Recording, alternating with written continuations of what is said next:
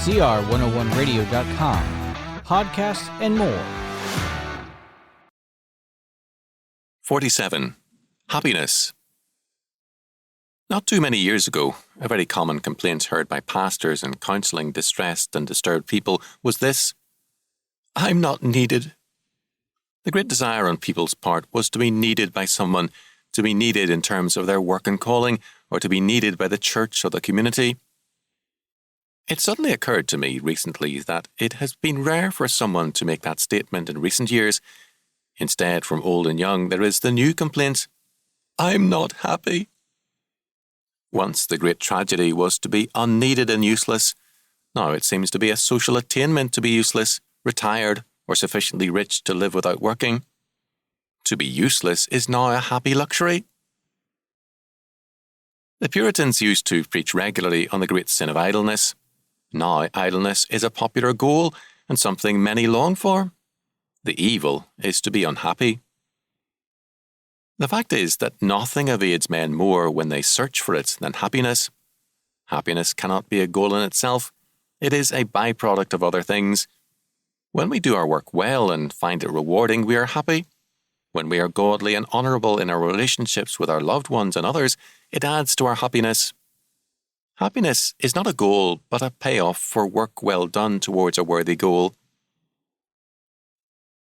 The word in the Beatitudes which is translated blessed is makarios, which can be translated as either blessed or, as in Acts 26:2 and Romans 14:22, as happy.